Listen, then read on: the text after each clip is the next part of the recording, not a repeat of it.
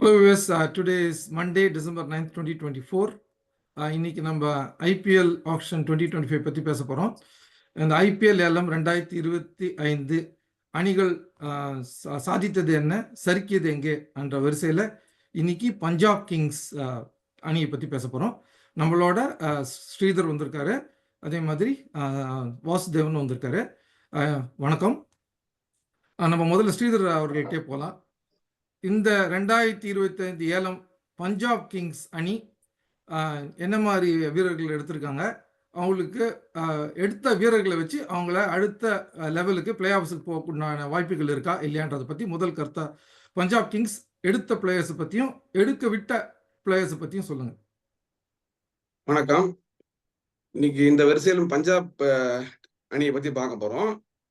மெயினாக அவங்க என்ன பண்ணாங்க, முதல்ல எடுத்தோடனே பாண்டிங் வந்து டேக் ஓவர் பண்ணார் இந்த டீமை. அது ஒரு நல்ல வின்னிங் கேப்டன், நல்ல ட்ராக் ரெக்கார்ட் இருக்கு பாண்டிங்க்கு. அவரோட சக்சஸ்ஃபுல் கேரியர்ல எடுத்தீங்கன்னாக்க அவர் என்ன பண்ணாரு, டெல்லியிலேருந்து வந்தார்.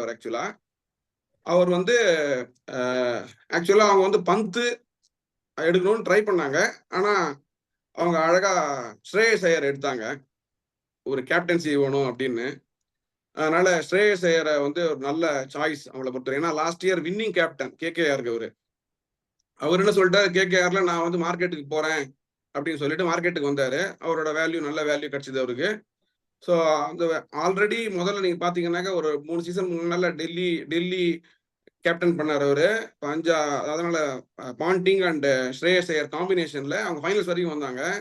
அப்போ அவங்க உதப்பட்டாங்க. ஸோ அந்த காம்பினேஷனை திருப்பியும் அவங்க வந்து ட்ரை பண்றாங்க.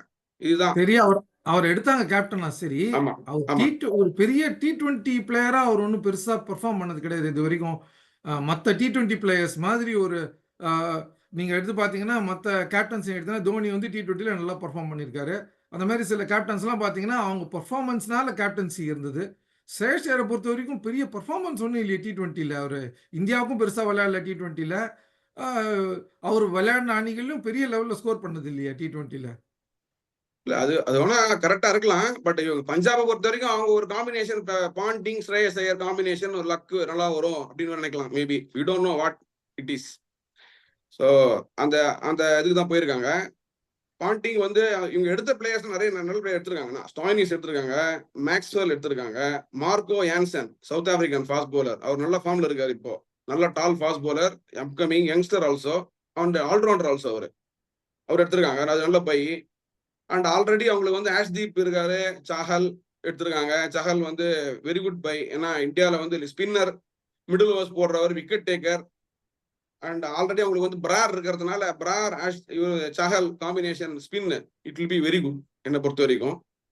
ஸோ இதெல்லாம் ஒரு நல்ல பிக்ஸ். அதை தவிர அவங்க எடுத்த ஆளுங்க வந்து நீங்க பாத்தீங்கன்னாக்கா ஜோஷ் இங்கிலீஷ் எடுத்திருக்காங்க ஒருத்தர, ஆஸ்திரேலியனு.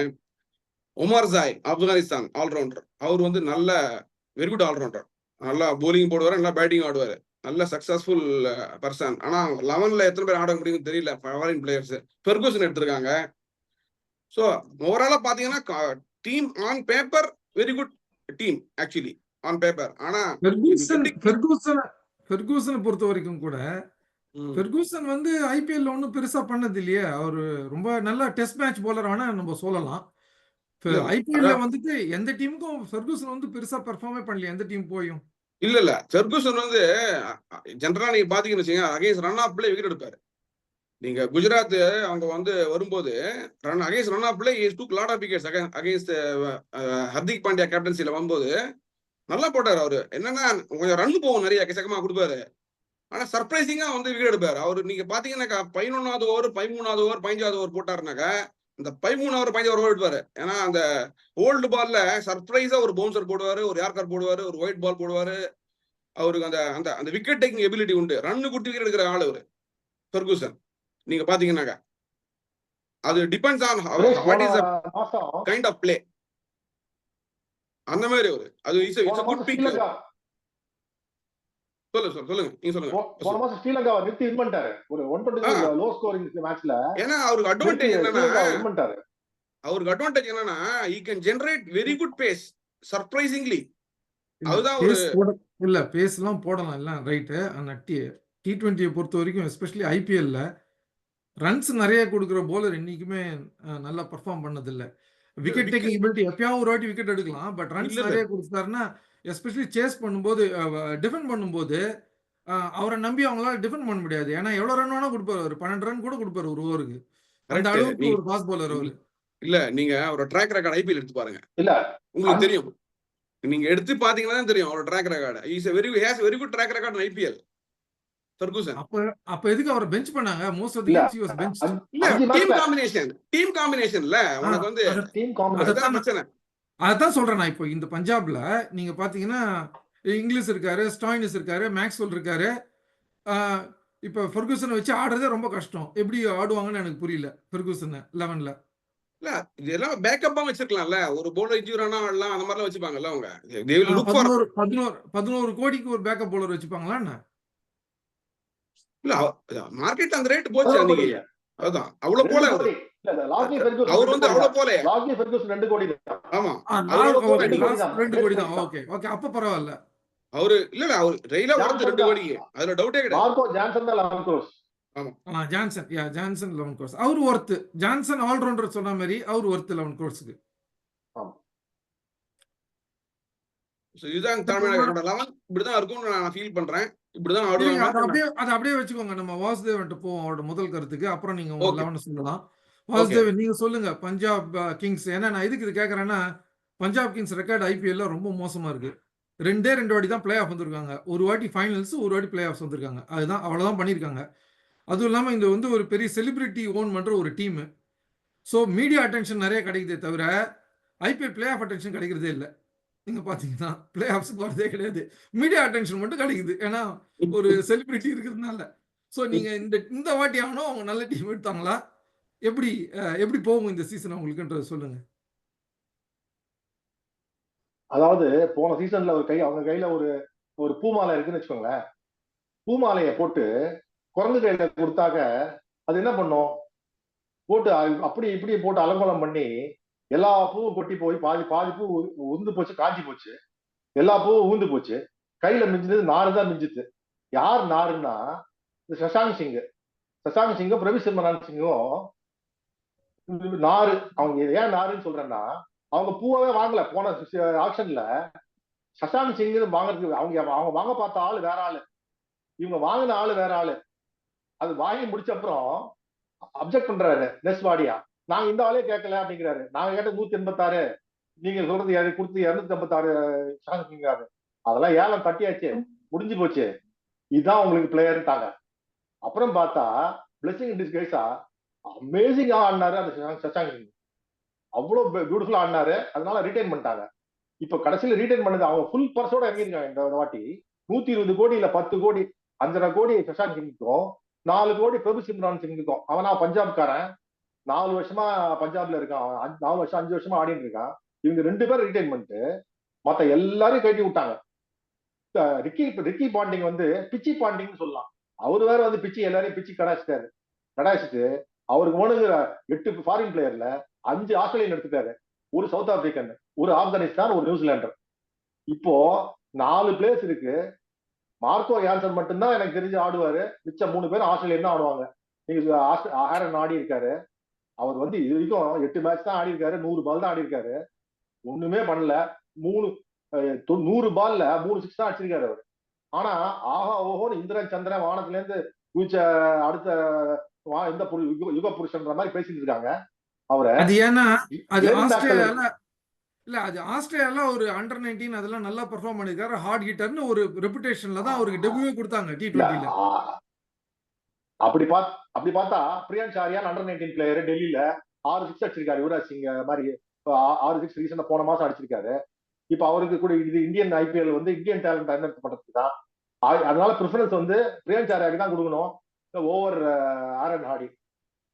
நியாயமா பார்த்தா அது என்ன பண்ண போறான்னு தெரியல. பட் பாண்டிங் வந்து கொஞ்சம் பயாஸ்லாம் உண்டு, நிறைய பயாஸ்லாம் உண்டு. அவரு எனக்கு தெரிஞ்சு ஆஸ்திரேலியா என்ன எடுப்பாரு. ஆனா நான் பார்த்தா டீம் பேலன்ஸ் எல்லாம் கரெக்டா தான் எடுத்திருக்காங்க. இவங்க என்ன பண்ண ஆடணும். ஜோஸ் இங்கிலீஷ் நல்ல பிளேயர் தான். இந்தியன் கண்டிஷன்ஸ்ல பெருசா ஆடினது இல்ல. ஒரு விசாகப்பட்டினத்துல ஏதோ ஒரு செஞ்சுரி அடிச்சாரான்னு நினைக்கிறேன். நல்ல நல்ல பிளேயர் தான், பார்க்கலாம். ஆடி இருக்காரு, எக்ஸ்பீரியன்ஸ் இருக்கு இந்தியா கண்டிஷன். லாக்கி ஃபெர்கூசன் இருக்கு.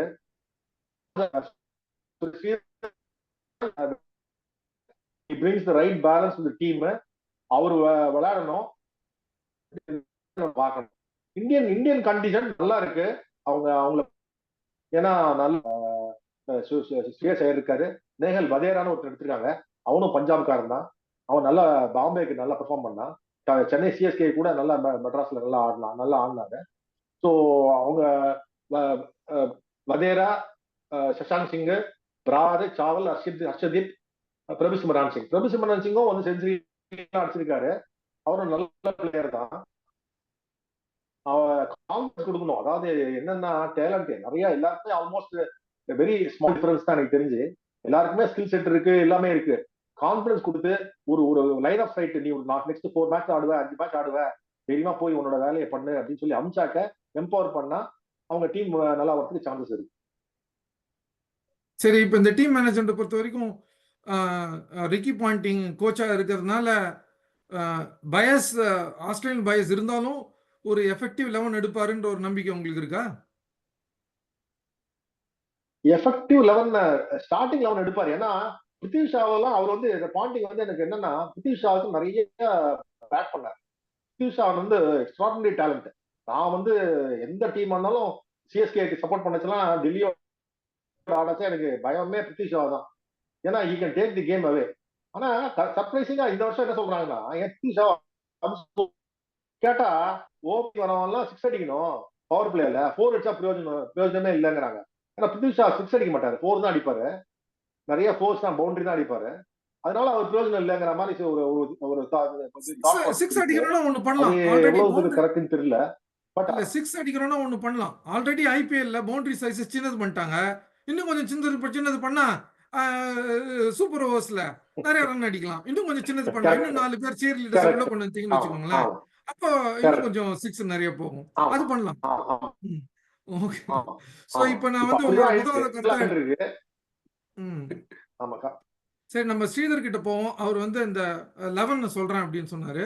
அந்த 11 எப்படி இருக்கும், முதல் 2 மேட்சுக்கான 11 எப்படி இருக்குன்றத பார்ப்போம். ஸ்ரீதர் அவர்கள், நீங்க அந்த முதல் 2-3 மேட்சுக்கு எந்த மாதிரி 11 ட்ரிக்கி பாயிண்ட் எடுப்பாருன்னு உங்களோட கணிப்பு என்ன? என்னோட கணிப்பு actually Shreyas Iyer, Nehal Wadhera, John Inglis, Prabhsimran Singh, Shashank Singh, Stoinis, Maxwell, Marco Jansen, Arshdeep, Chahal, Brar, இப்படிதான் போவாங்க. சரி, இந்த 11 வச்சுட்டு பிளே ஆஃப்ஸ் வரதுக்கு உண்டான வாய்ப்புகள் இருக்கா? முன்னுமே சொன்ன மாதிரி 2 தடவை தான் பிளே ஆஃப்ஸ் வந்திருக்காங்க. இந்த 2025 பஞ்சாப் கிங்ஸ் பிளே ஆஃப் வருவாங்களா? வரதுக்கு உண்டான வாய்ப்புகள் இருக்கா? ஆன் பேப்பர் வாய்ப்பு இருக்கு நிறைய. ஆனா பர்ஃபார்மன்ஸ்ல எனக்கு இவங்க வந்து ஆஸ் எ டீம் ஆட மாட்டாங்க. அதுதான் ஒரு பிரச்சனை. பாண்டிங் வந்தாக்க நிறைய குழப்பங்கள் வரும் டீம் உள்ள. ஜென்ரலா அப்படிதான். அது வந்து அவரோட ராசியோ என்னமோ தெரியல. பாம்பேலையும் அப்படிதான் இருந்தது, டெல்லி போனாலும் அப்படிதான் இருந்தது. அஃப்கோர்ஸ் ஒரு வாட்டி ஃபைனல்ஸ் வந்தாங்க துபாயில் ஆடும்போது. But is very good team on paper. இந்த 11 என்னோட கணிப்புல இந்த 11 வந்து very good team on paper. And also backup நிறைய இருக்கு. ஒமார் சாய் இருக்காரு, ஃபெர்கூசன் இருக்காரு, குல்தீப் சென் எடுத்திருக்காங்க, very good bowler, Indian talent. அப்புறம் வைசாக் விஜயகுமார், எல்லாமே நல்ல டேலண்ட். பட் ஓபனிங் யார் பண்ணுவாங்க? பஞ்சாப் கிங்ஸ்க்கு ஓபனிங் யார் பண்ணுவாங்க? ஓபனிங் நீங்க பாத்தீங்கன்னாக்கா இவங்க வந்து they can even open with Stoinis and English or Prabhsimran Singh open பண்ணலாம். ஏன் போன தடவை அவர் தான் இந்தியன் ஓபனர் தான் ஓபன் பண்ணாங்க. சோ எதுக்கு மாத்தணும்? அவர் மாத்துவாங்க. ஸ்டோய்னிஸ் வந்து ஆஸ்திரேலியா ஓபன் பண்ணார்ல, he had success. அந்த மாதிரி திங்க் பண்ணுவாங்க அவங்க. பாண்டிங் வந்து டெல்லியில இருக்கும்போது ஸ்டோய்னிஸ் ஓபன் தான் பண்ணாரு ஃபைனல்ஸ் வந்த போது. so they will think like that. and Stoinis is a good opener. Australia open பண்ணி 2 நூறு அடிச்சிருக்காரு in England. சரி, இப்போ அவங்களோட பிளே ஆஃப் சான்சஸ் என்னன்றது சொல்லுங்க. உங்களுக்கு நிறைய கருத்து எடுத்துக்கிறாங்க. பிளே ஆஃப் சான்சஸ் கொஞ்சம் ரொம்ப என்னோட கருத்து ரொம்ப கம்மி. ஆனா paper ஸ்ட்ரென்த்ல they should come to the playoff. This is how I see. Okay, நம்ம வாசுதேவன் கிட்ட போவோம். நீங்க என்ன நினைக்கிறீங்க?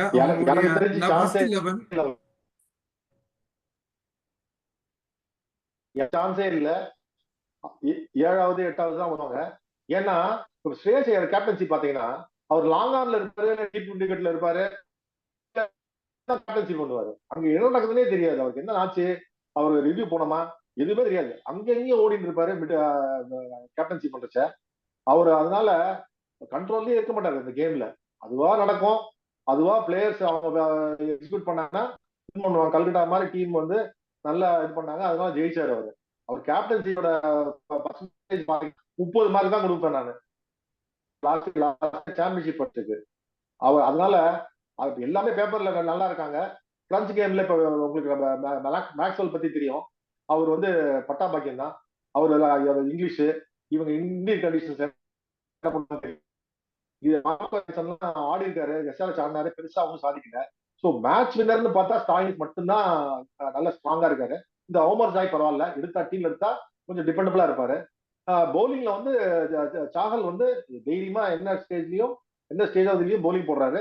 அதே மாதிரி அர்ஷதீப்பும் ஷட் அவுட் பண்றதுக்கு நல்லா இது இருக்கு. இது மாதிரி ஒரு 4-5 பிளேயர் இருக்காங்க. இது தவிர யூனிட்ட ஃபைட் டீமா பண்ணாதான் உண்டு. இந்த 4-5 பேரால் சேர்ந்து இருக்க முடியாது, ஜெயிக்க முடியாது சாம்பியன்ஷிப். உங்களோட கருத்து பிரகாரம் பிளேயர்ஸ் ரொம்ப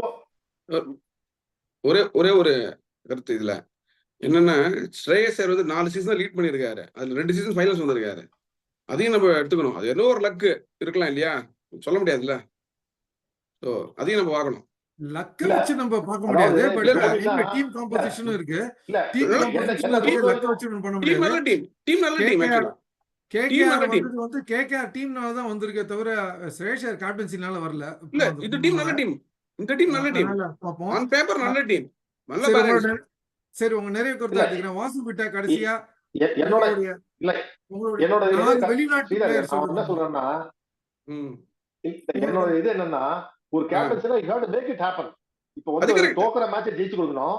இப்போ தோனினாக்க ஃபீல்டு ஆல்பி மார்க்கெட்ல பார்த்துருக்கோம், ஸ்ட்ரெயிட்டா கொண்டு நிக்க வச்சு பிடிப்பாரு. அந்த மாதிரி பண்ணணும். அது மேட்சோட பொசிஷன் தெரியணும், எந்த எண்ட்ல யாரை கொண்டு வரணும், எப்படி பண்ணணும்னு தெரியணும்.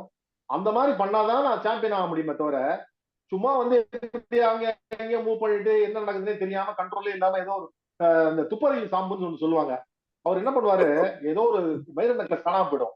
அவர் முறுக்கு சாப்பிடணும்னு சொல்லிட்டு ஏதோ ஒரு இதுல போய் வீட்டுக்கு போவாரு. எங்க வீட்டுல நெக்லஸை காணாமபாங்க. ஏதோ ஜாடிக்குள்ள கை விடுவாரு, அதுக்குள்ள ஜாடிக்குள்ள போட்டு வச்சிருப்பாங்க பொம்பளை வைர நெக்லஸ். எந்த மாதிரி கட்சி கொடுப்பாரு. அந்த மாதிரிதான் பண்ணதெல்லாம். ஏதோ முறுக்கு சாப்பிடணும்னு ஜாடிக்குள்ள கை விட்டா வைர நெக்லஸ் கிடைக்குது. சரி, உங்க கணிப்புல வாசு ஜீரோ, அவரை கேப்டன்சியா கொடுக்கவே மாட்டாங்க. சரி, உங்க கணிப்புல அப்போ அவங்க பிளேயர்ஸ் வருவது கடினம், கரெக்டா? ஆமா ஆமா ஆமா. ஓகே ஓகே, உங்களோட அதை நிறைவு கருத்தா எடுத்துக்கிறேன். நிகழ்ச்சியை நம்ம இதோட முடிவு செய்யலாம். வந்ததுக்கு நன்றி. அடுத்த முறை நம்ம இன்னொரு ஐபிஎல் அணியை பத்தி பேசலாம். நன்றி, வணக்கம். நன்றி. ஓகே, வணக்கம்.